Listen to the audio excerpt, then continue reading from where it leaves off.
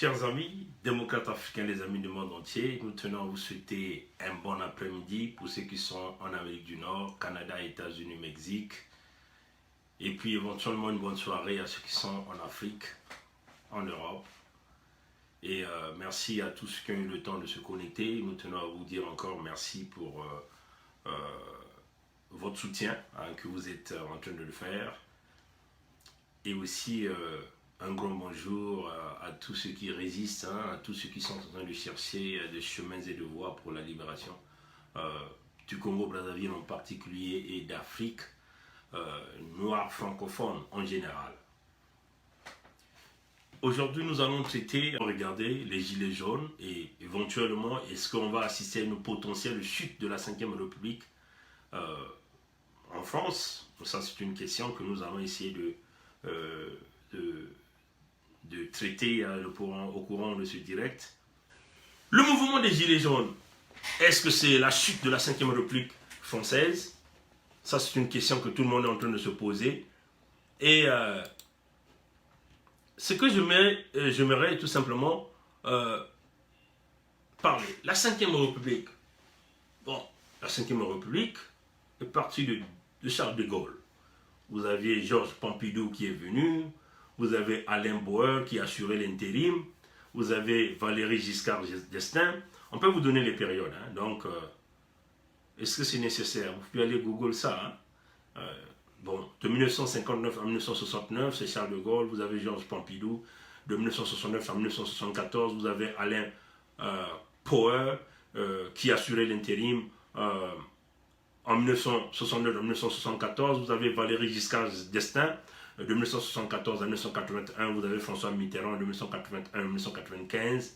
Et vous avez Jacques Chirac de 1995 à 2007. Et vous avez Nicolas Sarkozy de 2007 à 2012. Vous avez François Hollande de 2012 à 2017. Et vous avez donc Emmanuel Macron de 2017 jusqu'à maintenant. C'est ce que nous appelons la 5e République. Mais si vous essayez de regarder 1, 2, 3, 4, 5, 6, 7, 8 chefs d'État quasiment pendant cette période. Mais si vous essayez de regarder en Afrique, quasiment les chefs d'État africains sont restés les mêmes. Ça n'a quasiment pas bougé. En dehors des chefs d'État que la 5e République a assassiné en Afrique parce que la 5e République voulait donc se maintenir au pouvoir, maintenir des pantins au pouvoir en Afrique. La majorité de leadership politique, la majorité de leadership politique de la 5e République ont été formés dans cette école que nous appelons l'ENA, donc École nationale de l'administration en France. Donc vous voyez que cette école a une idéologie qui est la nation, c'est le patriotisme français, c'est-à-dire former des cadres qui vont travailler pour les intérêts de la France, quel que soit le prix à payer. Pour eux, il faut fermer les yeux aux Noirs, fermer les yeux en Afrique, prendre tout ce qui appartient aux Africains. C'est ça l'idéologie qu'on enseigne à l'ENA. Il n'y a pas autre chose, chers amis. Prendre tout ce qui appartient à l'étranger pour les intérêts de la France. Au prix du sang. Même si c'est au prix du sang, il faut aller le prendre. Il faut aller les piller, il faut aller les imposer. C'est ça la 5e République. Et formée par cette idéologie de l'ENA.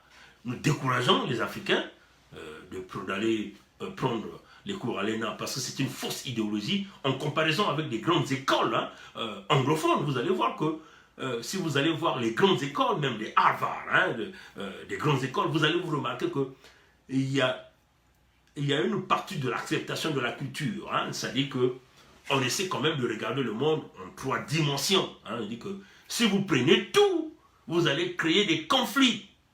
Et ça, c'est enseigné dans ces écoles-là. À l'ENA, on n'enseigne pas ça. Prendre tout pour la France.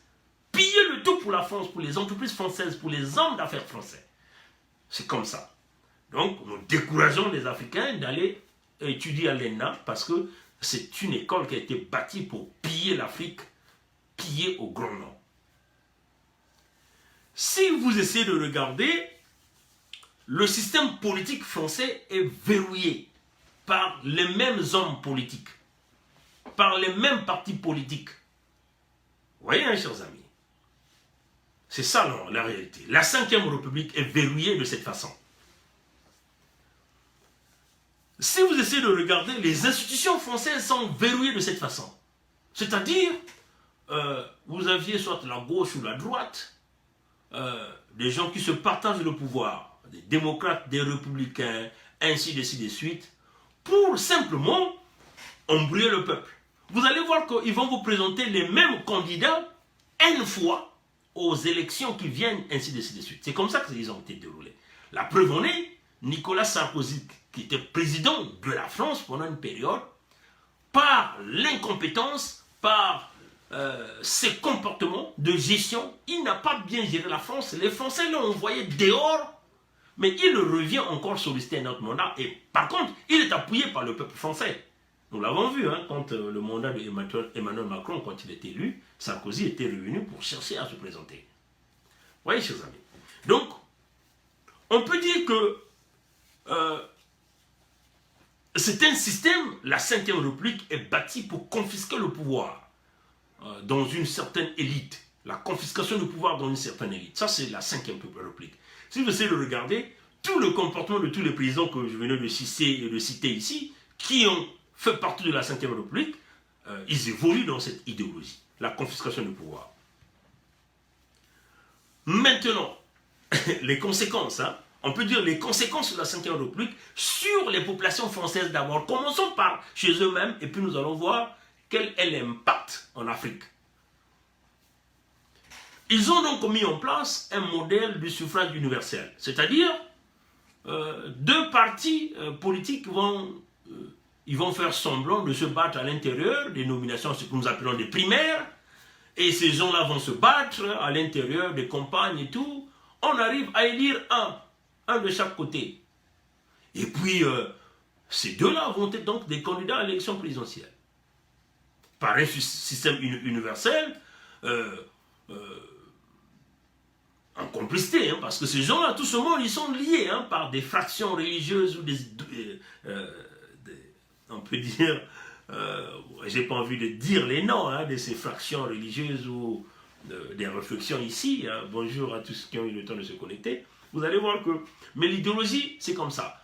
Et puis à la fin, on impose aux Français deux candidats qui vont aller au deuxième tour et par des modèles de salissage, de coalition, ces groupements se décident simplement d'emmener au pouvoir un seul. Et celui-là, on lui donne le pouvoir absolu. Et si vous essayez de regarder dans les taux de participation du monde pendant la période électorale du président, parfois on arrive à élire un président de la République à moins de 50%. Donc il n'a pas le soutien de la population. Hein, chers amis, comprenez bien le système, hein, ce que je suis en train de dire. Par exemple, l'élection d'Emmanuel Macron, au deuxième tour, 43% des voix, mais il a été élu président de la République. Donc vous voyez qu'il n'a pas tous les votes populaires.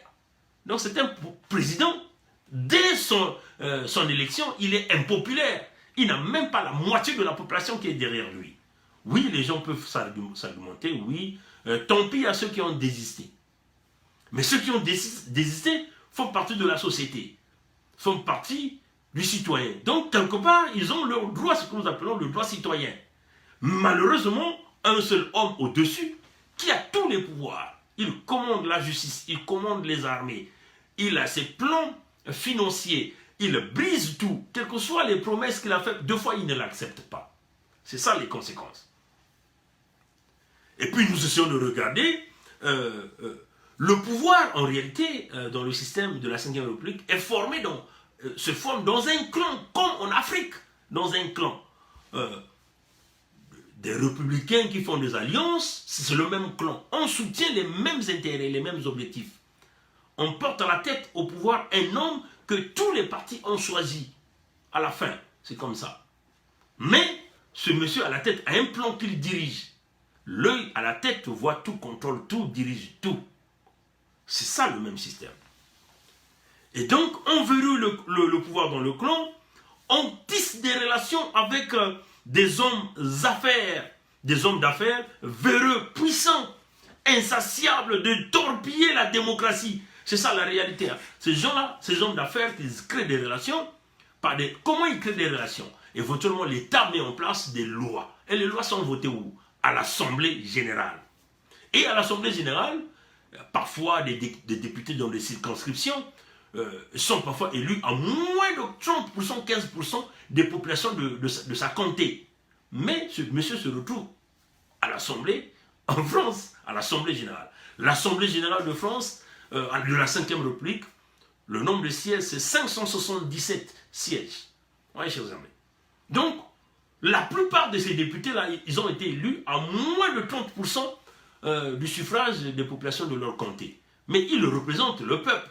Donc, ceux qui ne l'ont pas voté, et pourtant, quand ils perdent les droits parce que tout le pouvoir est centralisé sur un homme qui est contrôlé par un système politique au sein de l'Assemblée. On a mis des règles et des lois pour qu'une grande majorité soit toujours avec celui qui est au sommet de l'État, qui est voté à moins de 50%, donc qui n'a même pas tout le support de la population. Donc vous voyez que le citoyen, en ce moment-là, au niveau de la 5e République française, perd ses droits, perd son droit de parole parce que c'est le représentant du peuple dans le système démocratique mouillé par la corruption qui est au contrôle du tout. Oui, chers amis. C'est ça, en réalité, la 5e République que les gens ne voient pas. Le pouvoir est toujours dans le clan, comme en Afrique. Et c'est le même modèle qu'ils ont transcendé chez nous en Afrique, dans le système démocratique. Et donc, nous voyons, avec les hommes d'affaires, l'État vote des lois en faveur de ces hommes d'affaires, on ouvre, on supprime des impôts, mais quand on supprime des impôts dans ces milieux d'affaires, c'est le citoyen qui doit le payer. Donc, on crée des mécanismes pour aller injecter ça auprès du citoyen pour que le citoyen paye pour l'homme d'affaires. Et donc, qu'est-ce que nous remarquons? Des scandales financiers, des politiciens qui se prennent pour des rois. Par exemple, en France, nous avons vu cette affaire des employés, comment les appeler déjà, des assistants parlementaires où des politiciens embauchent leurs femmes, leurs enfants, ils travaillent, ils sont payés à coût de 8 000 € par mois. Par mois. Et ça, c'est un système comme ça dans le Parlement français. Personne ne dit rien. Ils ont même amené le système dans le Parlement européen et personne ne dit rien. Nous connaissons l'affaire Penelope Gate, de Fillon et tout ce monde. Tous les parlementaires après... et puis nous avons vu les Bayrou, hein, François Bayrou, je crois. Lui, tout ce monde était mouillé dans ce système de corruption. C'est un système qui est bâti de cette façon. Des emplois fictifs, voilà comme l'a dit ce compatriote ici, des emplois fictifs pour honorer leur famille, leur clan. Et le système évolue comme ça fait plusieurs décennies. Des scandales politiques, des corruptions et éventuellement les presses, hein, les organes de presse sont biaisés, les organes de justice travaillent à leur guise parce que c'est l'homme qui est au sommet, donc bâti sur la pyramide de la 5e République, qui contrôle tout. La justice est biaisée, les juges sont torpillés par le système démocratique et les lois mises en place par les représentants du peuple qui eux-mêmes ne sont pas votés par la majorité des populations. Et tout ça, qui était victime? C'est donc le citoyen. On étouffe quoi? La vérité dans tout ce système. La presse fait des publications qui va toujours dans le bon sens du système de pouvoir en place. La 5e République, c'est une pyramide. Hein? L'œil voit tout, contrôle tout, piétine ceux qui sont en bas. Une connexion avec les parlementaires, piétine ceux qui sont en bas. La richesse va dans un seul sens. Voilà pourquoi nous sommes en train de voir tout ce scandale avec la coopération des hommes d'affaires qui contrôlent tous les médias, qui contrôlent toute l'information, qui contrôlent toutes les entreprises. Ceux qui sont au pouvoir votent des lois pour piétiner, torpiller ceux qui sont en bas. Et en fin de compte, c'est la destruction de la classe sociale que nous sommes en train de voir en France. La vérité est donc bloquée. Les promesses politiques ne sont jamais respectées parce qu'il faut faire plaisir à un homme, l'homme d'affaires, qui est un homme d'affaires vicieux, qui ne voit que ces augmentations de son argent dans des paradis fiscaux. On est en train de voir l'échappement de la fiscalité des hommes d'affaires, des politiciens qui ne payent pas de la fiscalité, qui ne payent pas des taxes et des impôts, alors que le citoyen ordinaire est en train de payer. C'est la 5e République en France. Et ça a duré comme ça depuis le temps de De Gaulle jusqu'à Emmanuel Macron. Ça s'empire au fur et à mesure. Donc, on peut dire ici, le peuple français subit des séquelles de cette politique désastreuse, stimulée par des fameux hommes d'affaires et menée par leurs gouvernants. C'est ça la réalité. Oui, chers amis. Et nous sommes en train de voir ce mécanisme, ils l'ont induit en Libye.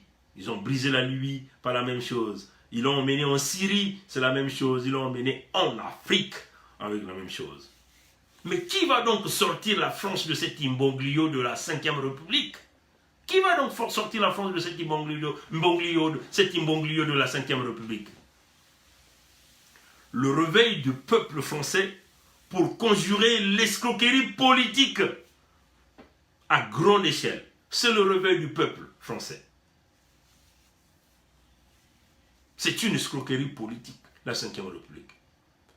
Alors, c'est peut-être les gilets jaunes. Vous voyez, chers amis, c'est peut-être les gilets jaunes. C'est peut-être ce mouvement des gilets jaunes. Des gens qui se retrouvent piétinés au bas de l'échelle, ont vu la ceinture les étouffer, ont vu le riche continuer à devenir riche, l'homme politique continue à les piller, les hommes politiques de la Ve République ne payent pas les taxes, mais pillent l'État, volent l'État. Ils créent des emplois pour leurs parents à l'intérieur de ce même système, mais ils sont contre la loi, mais ils ne sont jamais inquiétés. Ils vont créer des dégâts ailleurs, ils vont massacrer les hommes, ils vont tuer des gens, ils vont voler de l'argent, ils vont prendre des choses de l'argent. L'argent de Kadhafi a été pris par Nicolas Sarkozy. Sarkozy qui décide simplement d'aller le tuer, ça c'est démontré. Mais ces hommes-là ne sont jamais inquiétés par la justice, jamais arrêtés. Des Fillon en liberté, des François Bayrou en liberté, des Nicolas Sarkozy en liberté. Toute cette classe politique, des, comment on appelle cette dame-là, Madame Le Pen, avec ses emplois entre guillemets fictifs au Parlement européen, tout ce monde, ils ne sont jamais inquiétés, ils ne seront jamais inquiétés parce que c'est un système politique du clan. Celui qui est au sommet, il protège ceux qui font partie de la ligne parlementaire parce qu'il ne veut pas les vexer, parce que si vous les vexez, vous touchez le peuple va se soulever. Mais eux-mêmes, ils s'enrichissent, ils pillent, dament tout. Qui va donc sauver la France de l'imbroglio, de cette escroquerie politique et démocratique de la Ve République? C'est certainement les gilets jaunes. Peut-être que c'est ça. Le peuple qui s'est réveillé. Le mouvement des gilets jaunes, c'est le mouvement d'un peuple qui s'est réveillé. Si nous essayons de voir, je suis simplement en train de regarder mes notes. Le mouvement des gilets jaunes est parti d'une revendication sur la suppression d'une taxe complémentaire sur le diesel. Vous voyez, chers amis, il y a quelques semaines que ça a commencé. Là, nous sommes déjà à l'acte 8. Donc, on peut dire qu'il y a 8 semaines que ça a commencé, le mouvement. Emmanuel Macron arrive dans ses politiques, l'œil au sommet, contrôle tout, piétine le peuple, continue à enrichir les riches, les pauvres continuent à s'appauvrir. Dans leur technique, on coupe les emplois, on essaie de tout privatiser. Et là, il va donc toucher à ce qu'il ne pouvait pas censé toucher. Il met donc en place une taxe. Et donc, le peuple se réveille, l'éveil de la population pour mettre fin à cette escroquerie démocratique. Et donc, on demande simplement la revendication sur la suppression d'une taxe complémentaire sur le diesel. Et après cette revendication, le mouvement a vu que non, nous sommes pillés par une élite politique et une élite des affaires. Qu'est-ce qu'il faut faire? Il faut donc aller plus que ça. Nous voyons donc des revendications sociales. La vie est trop chère. Nous, les salaires demeurent le même, mais l'élite continue à gagner. C'est ça la réalité. Et puis là, nous avons quoi? Des revendications démocratiques qui commencent à arriver. Et donc, la mise en place, donc les gilets jaunes sont maintenant en train de voir la mise en place simplement d'un référendum à initiative citoyenne, donc une revendication démocratique.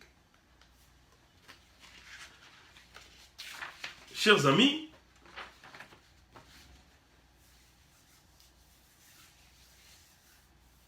ce qui est encore grave, c'est que les gilets jaunes veulent mettre en place ce qu'ils ont appelé référendum revocatif. Revocatif, c'est-à-dire qu'un chef d'État qu'ils estiment qui ne fonctionne pas selon les principes, selon les promesses, il faut simplement mener un référendum qui va le virer. Un député, il faut le virer. Donc en réalité, le peuple, le citoyen, doit donc reprendre sa souveraineté. Parce qu'on dit, la démocratie c'est quoi? C'est le pouvoir du peuple par le peuple. Donc c'est le pouvoir appartient au peuple. Il faut la souveraineté du pouvoir revienne au peuple. C'est ça la revendication démocratique que les Gilets jaunes ont apporté. Et que l'élite politique et l'élite des affaires en France commencent à bousculer, commencent à bouger. On essaie maintenant de censurer les informations sur les médias. S'il faut montrer l'étiquette des gilets jaunes, on montre les gilets jaunes qui sont violents. Mais on ne montre pas le côté policier qui est en train de taper les gilets jaunes ou qui tire à balles réelles sur les gilets jaunes. On ne montre pas ce côté. La manipulation de l'information. C'est cela, chers amis. La 5e République, c'est comme ça que ça a été bâti. Et donc, vous voyez que le peuple a ouvert l'œil. Le peuple aussi est monté au sommet, a ouvert son œil. Et son œil se retrouve à la même diapason que l'œil de monsieur qui est au sommet. Donc, chers amis, et pourtant, comme le dit certains, qui est le véritable souverain? Est-ce que c'est le peuple, la monarchie ou le président de la République? Et qui est élu à 43%? Le peuple veut maintenant reprendre sa souveraineté. Le peuple veut maintenant faire partie de cette décision sociale, politique, économique. C'est ça la revendication des Gilets jaunes. Le peuple qui a ouvert les yeux. Voilà pourquoi nous devons soutenir les Gilets jaunes. Parce que c'est quelque chose de plus qui s'est ajouté pour ébranler la 5e République qui a donc mis des verrous dans le système de fonctionnement au niveau de l'Afrique. Maintenant, quelles sont les conséquences de la 5e République au niveau de l'Afrique? Le système de la France-Afrique, vous le connaissez, qui est connu de tout le monde. Hein? On décide qui va être chef d'État. On lui donne un cahier de charge à faire. Massacrer les populations les plus hostiles. Ramener, entre guillemets, les oppositions. Parce qu'en réalité, il n'y a pas de démocratie en Afrique. Quand on nous fait miroiter à une démocratie, il n'y en a pas. Même le Sénégal, qui était une figure, on ne le voit pas. Parce que Macky Sall, aujourd'hui, venait de donner un contrat pétrolier du Sénégal à Total. Alors que son ministre de l'énergie, qui était à l'intérieur du dossier, son audio, je n'ai pas envie de jouer parce que ça va nous prendre trop du temps, l'a dit que Total était en 5e position. Et donc la raison que Macky Sall donne, il dit parce que la France aide à payer les salaires des Sénégalais. Et donc vous voyez que il n'y a pas de démocratie. Et dans le domaine des affaires, hein, nous avons ce commerce international qui se fait. Quelle est donc la réaction des autres compagnies qui étaient au-dessus de Total? Est-ce que ces entreprises-là ont porté plainte? Est-ce que cette cour de commerce internationale va donc revoir le contrat que Macky Sall a donné à Total sur le pétrole sénégalais? Et ça, c'est inacceptable. L'Afrique qui dépend. Donc, on nous impose des pantins qui vont toujours décider dans le sens des multinationales appartenant à la 5e République de la France. Donc, des gens qui vont toujours travailler dans le sens des intérêts. Si nous essayons de regarder, toujours dans cette partie, vous allez voir que la 5e République est claire.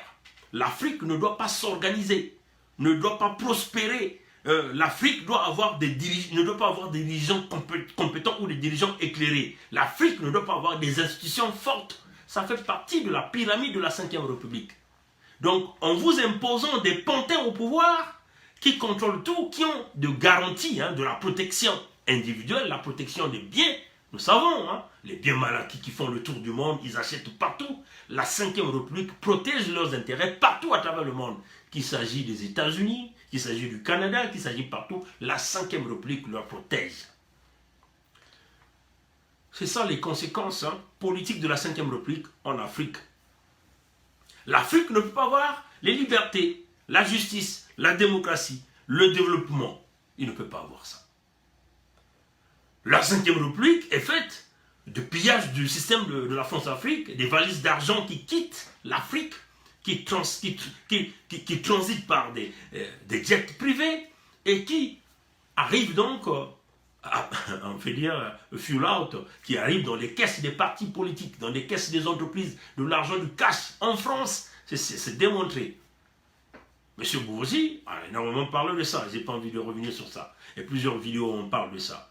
Vous avez par exemple vu la bande dessinée qui venait de sortir, qui sort, je crois, le 7, je crois que c'est déjà sur le marché, qui nous parle de la France-Afrique, des valises d'argent, qui fait le tour, des pantins, ainsi de suite, pour alimenter les partis politiques, pour alimenter des hommes d'affaires, ainsi de suite. Dans ce même système de la France-Afrique, il y a aussi la criminalité, le massacre des populations d'Afrique, le pillage, ainsi de suite, les bases militaires françaises ou étrangères que nous savons en Afrique, c'est en réalité pour le pillage. Aujourd'hui, au nord du Mali, si l'armée française n'était pas arrivée, aujourd'hui, la paix devait revenir parce que tous ces rebelles qu'on nous fait miroiter, c'est une manigance qui est faite simplement pour aller piller l'or et l'uranium qui se retrouvent au nord du Mali. Au Congo-Brazzaville, vous avez un pantin, Sassou Nguesso, un criminel qui est venu par un coup d'état militaire et qui a entraîné la mort de milliers et de milliers de Congolais pour le bien du pétrole. Et même cet homme est allé récemment, pendant 2 ans, commettre le génocide au département de Poul. Ouais, chers amis, ce génocide qui a coûté beaucoup de morts dans la société congolaise et aussi éventuellement des crimes économiques, qui est la banqueroute aujourd'hui, qui est reconnue par la communauté internationale. Mais le génocidaire Sassou demeure là, protégé par la 5e République, chers amis. En République démocratique du Congo, vous avez un homme qui a commis le génocide de plus de 20, vous dites 8 millions, moi je dis 20 millions de gens de la République démocratique du Congo, mais il est là au pouvoir, il est protégé par le même système, la 5e République, et vous pouvez voir le Gabon, le Cameroun, et ainsi de suite.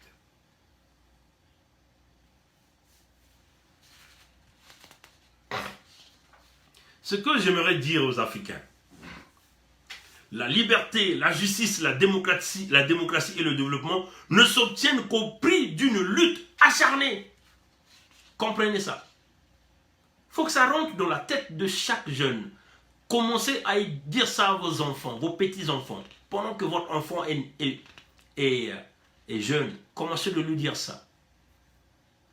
Dites ça à vos enfants, que ça rentre dans la tête, que l'enfant grandit avec cette idéologie dans la tête.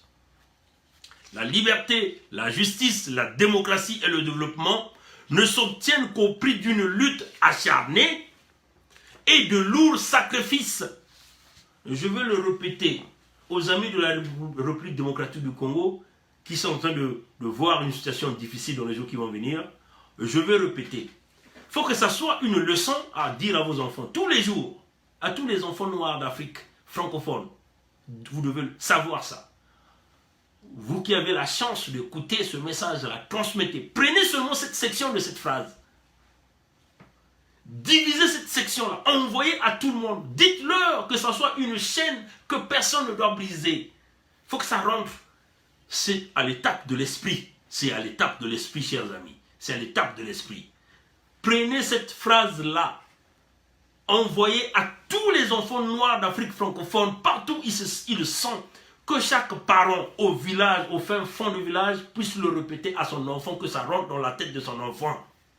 La liberté, la justice, la démocratie et le développement ne s'obtiennent qu'au prix d'une lutte acharnée et au lourd sacrifice.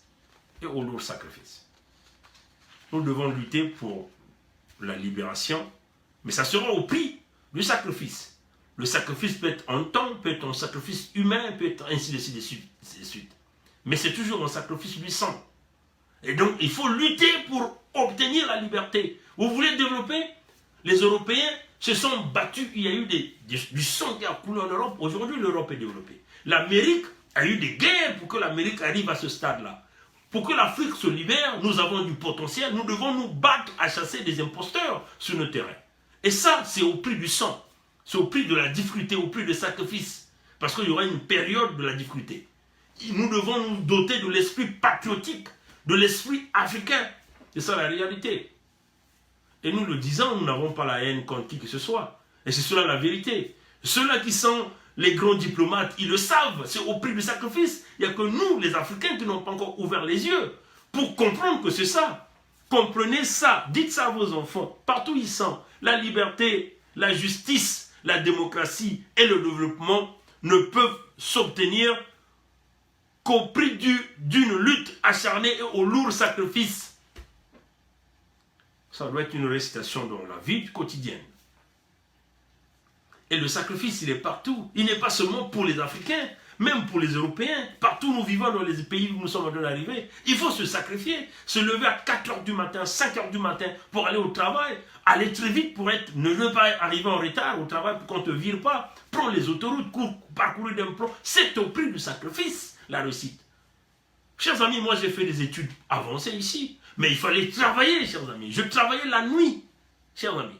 Parce que quand moi j'étais arrivé au Canada, on ne reconnaissait pas les diplômes du Congo. On ne reconnaissait pas nos diplômes au Congo. On ne reconnaît pas ça ici. Il faut acquérir de l'expérience canadienne. Ça, c'est la première des choses. Quel que soit votre niveau, vous revenez de partout, Canada et France. Si vous n'avez pas l'expérience canadienne, ça va être difficile de s'en sortir. Et moi, revenons du Congo avec mon diplôme de technologie à l'université Madame Gwabi, donc à l'école nationale supérieure polytechnique, c'était pas évident. Il fallait percer, il fallait chercher, c'est au prix du sacrifice. Tu travailles toute la nuit, 8 heures la nuit, et tu vas à l'université, dans un cycle d'ingénieur à temps plein, chers amis, la journée. Et tu le fais de lundi à vendredi, parfois des samedis aussi, parce qu'il faut aller parfois au laboratoire faire des tours toi-même. Il faut le faire, chers amis. Et c'était pas évident. Et tu as une famille à gérer. Tu as les activités des enfants. C'est au prix du sacrifice que tu dois tout avoir. Donc, il faut apprendre aux gens, l'esprit du sacrifice est très avancé. Il faut aller le faire. Les études d'ingénieur, ici, c'est 4 ans. Il faut aller travailler pour avoir de l'expérience, pour devenir un ingénieur professionnel. Ça aussi, il faut le faire. Il faut aller maintenant aux études supérieures avancées pour aller jusqu'au master, ainsi de suite. C'est au prix du sacrifice, chers amis. Donc, si vous pensez que la chose est facile, que la liberté se donne, ou le tout s'acquiert, comme tu joues de la loterie, tu l'as, trompez-vous. La libération du Congo passera par le prix du sacrifice. Que doivent faire les Africains pour sortir de ce bourbier de la 5e République? Qu'est-ce que les Africains doivent faire? Mais c'est le rassemblement. Le doyen Mbiki de Nani Telamio est en train de le dire au peuple congolais. Le rassemblement, c'est l'unique opportunité pour nous de sortir de ce bourbier que Sassou et la 5e République française nous ont mis. Que le génocidaire Sassou de la 5e République nous a mis. Le rassemblement. Pour se rassembler, nous devons nous doter d'un esprit patriotique. Patriotique. On le dit, de l'esprit patriotique intègre. Nous devons être patriotique, c'est-à-dire ma nation c'est ma nation, ma terre c'est ma terre. Si je vis aujourd'hui c'est grâce à cette nation, je dois me battre pour cette nation. C'est ça la réalité. À l'heure où je suis canadien congolais, je me bats pour le Canada. Quand je vais travailler, je dois payer mes taxes.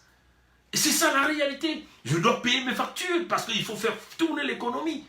C'est ma nation, c'est ma terre d'accueil. C'est devenu une partie de ma vie.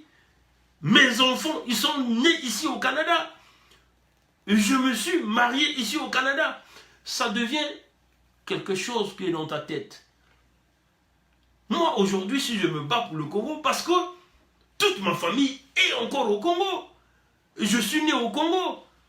Mes grands-parents sont nés au Congo. Je dois me battre pour la terre de mes ancêtres. Voilà pourquoi je suis là devant les écrans. Mais je le fais, personne ne me paye. Je le fais avec mon temps. Et je le fais, je ne cherche pas à revendiquer que quelqu'un vienne me récompenser.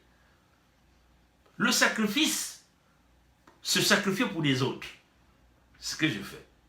Donc, le patriotisme doit être quelque chose que nous devons faire de la promotion. Le patriotisme positif. Ce n'est pas un patriotisme qui nous permet de nous renfermer entre nous. Mais il faut que nous puissions dire, non, les Congolais doivent avancer. L'esprit patriotique, c'est très clair.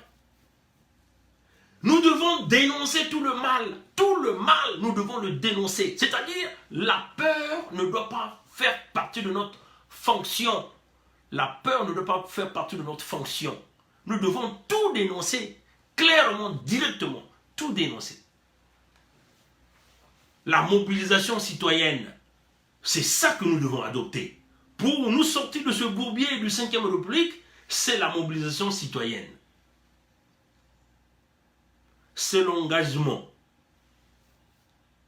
qui nous a été enseigné par le Monseigneur Enos Kombo.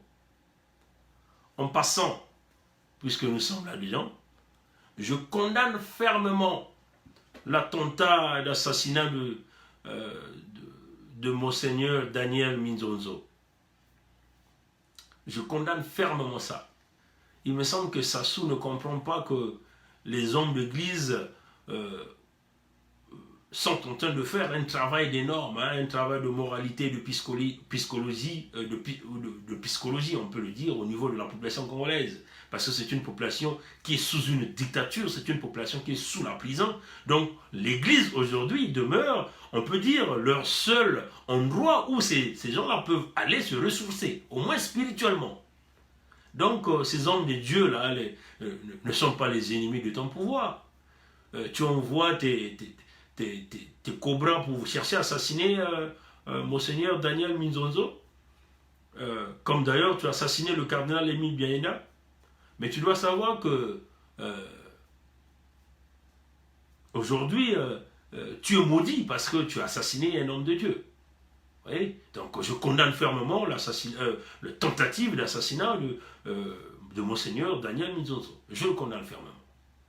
Et en passant, on dit à l'Église catholique, vous n'allez pas cette fois-ci accepter encore qu'on assassine un homme d'église comme ça. Sinon, le Vatican serait simplement un État qui n'a plus de valeur parce que ses émissaires sont partout à travers le monde entier. Un despote comme ça se décide d'assassiner un homme de Dieu et le Vatican n'a jamais agi. Ce qui est curieux, c'est que le Vatican sait que c'est Sassou qui a assassiné le cardinal Émile Biaïna, mais le Vatican continue d'ouvrir les portes à un génocidaire, à un despote comme Sassou. Et c'est ça qui a dénoncé. Et c'est ce que nous voulons dire aux Congolais. Pour nous sortir de tout ce bourbier, il faut dénoncer, tout dénoncer. Que ce soit l'Église, que ce soit les grandes puissances, il faut tout dénoncer. Les multinationales, il faut tout dénoncer. S'engager. La mobilisation citoyenne. Dans la mobilisation citoyenne ici, nous voulons appeler aux gens au soulèvement populaire. Il faut que ça soit partie de vous. Ça doit être une partie intégrale de votre corps. Si vous êtes doté du patriotisme, vous n'accepterez pas qu'un homme vole l'argent du Congo et il est là tranquillement. Et au lieu même de rester tranquille, il se permet de tenir des arrestations et il se permet de prendre les armes et de le retourner contre les populations, massacrer les populations. Il veut jouer au caïd. Non, chers amis. La mobilisation citoyenne doit être en vous. Le soulèvement populaire doit être l'option numéro 1 si vous voulez chasser Sassou pacifiquement. Comme d'ailleurs ce que nous étions en train de dire pour le peuple de la République démocratique du Congo, que vous devez vous préparer au chaos. Il y a des gens qui vont tomber, mais ce qui est vrai, c'est que nous avons toujours dit que, comme nous venons de le répéter, la liberté, la justice, la démocratie et le développement ne peuvent s'obtenir qu'au prix d'une lutte acharnée, et des lourds sacrifices. Donc vous voyez que la libération du Congo doit s'obtenir par un lourd sacrifice. Il y a des gens qui vont tomber, ils vont faire partie des martyrs pour le Congo, vous rentrez dans l'histoire du Congo, et ainsi de suite. Jusqu'à ce que nous allons, on ne peut pas regarder comment les gens de Sassou se mettent même à vénérer un patron de la douane. Des fonctionnaires congolais se mettent à vénérer avec la boisson. Les vidéos sont là, je n'ai pas pu de jouer. Vous voyez que, chers amis, il faut falloir qu'il y ait l'esprit patriotique, la mobilisation, l'engagement citoyen, et puis la révolte, le soulèvement populaire. L'unique façon de bloquer la 5e République dans le contrôle de l'Afrique, si les pays arrivent, les populations prennent en main, comme les Gilets jaunes l'ont fait, en ce moment-là, nous allons donc tous converger vers des véritables coopérations et éventuellement vers la sauvegarde de l'Afrique. Comment pourront venir les changements de l'Afrique, éventuellement, si nous n'appliquons pas ces révolutions, le soulèvement populaire et les populations s'organisent, comme d'ailleurs les Gilets jaunes, hein, comme d'ailleurs les Gilets jaunes, vous ne rentrez dans aucun parti politique pour éviter qu'on puisse vous contrôler, vous ne formez pas des blocs syndicats pour vous contrôler, pour vous torpiller par des menaces judiciaires, des menaces de mort. Vous êtes un peuple qui avance pour un intérêt commun, qui est l'intérêt de la nation. C'est de cette façon que nous allons réussir à se débarrasser de la 5e République de France. Vous voyez que, chers amis, que nous avons ici présenté dans ce débat ici, enfin ces petites analyses, comment on présentait la 5e République, comment la pyramide est bâtie, le contrôle absolu du pouvoir par la connexion, bien sûr, avec des multinationales, et éventuellement on pille le peuple, une escroquerie à grand niveau, à grande échelle, et le peuple qui est puni, les politiciens sont protégés, ils ont mis en place des systèmes policiers et de justice pour couvrir tout ce chaos, et c'est le peuple qui est toujours piétiné, la victime se retrouve toujours au banc des accusés, et éventuellement on continue à piller le peuple, ces politiciens créent des scandales financiers, ils créent des réseaux flous pour se tisser des relations avec des hommes d'affaires qui bénéficient des crédits des taxes et qui ne payent pas les impôts. Les hommes politiques ne payent pas les impôts, c'est le bas peuple qui paye toujours. Aujourd'hui, le peuple a donc pris conscience parce que on a dit simplement que si vous votez un président qui a 43%, il a été élu à 40%. C'est un système qui est bâti pour diriger de cette façon. Donc, quand le peuple vote, le peuple est privé de tout pouvoir. Donc, en réalité, le souverain devient l'homme qui est élu à moins de 50% de la population. Et le peuple n'a plus de parole. Et cet homme a le pouvoir absolu, il peut piétiner comme il veut. Et donc, si le peuple peut reprendre sa souveraineté en mettant en place des référendums révocatifs pour déboulonner simplement ces voyous qui viennent à la tête des pyramides pour détruire, vous voyez que ça peut arriver à bouger les choses. Et pour la 5e République, c'est ce phénomène que nous sommes en train de voir, l'arrivée des Gilets jaunes, c'est un mouvement à soutenir.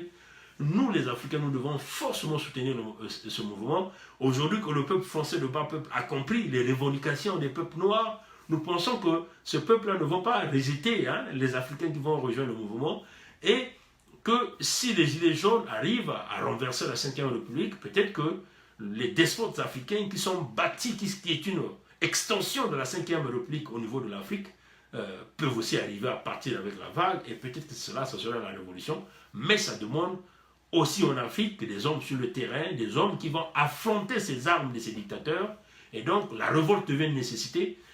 Comme l'a dit, s'il faut prendre des armes pour se libérer, il faut le prendre, c'est l'unique choix. Pour le Congo-Brazzaville, nous n'avons pas de choix, l'option militaire et la révolte demeure l'unique option. Merci d'avoir suivi ce direct, merci à tous ceux qui ont eu le temps de regarder. Le dimanche prochain, avant que nous rentrons dans le thème que nous sommes en train de parler, pendant que tout le monde dormait, la Chine préparait sa conférence de Berlin, on peut dire la conférence de Pékin, pour venir découper l'Afrique, prendre l'Afrique, ça c'est le sujet du dimanche. Mais nous allons vous brosser un peu sur nos analyses, d'une manière claire. Nous avons déjà fait sur la nomination du nouveau patron des douanes congolaises, ce Guénolé. Mais nous allons revenir dans la profondeur de la description. Le dimanche, nous allons prendre au moins quelques minutes pour vous parler de ça. On n'a pas voulu mélanger ces deux sujets ici. Que Dieu nous garde, que Dieu nous bénisse. Passez une bonne soirée. Au revoir.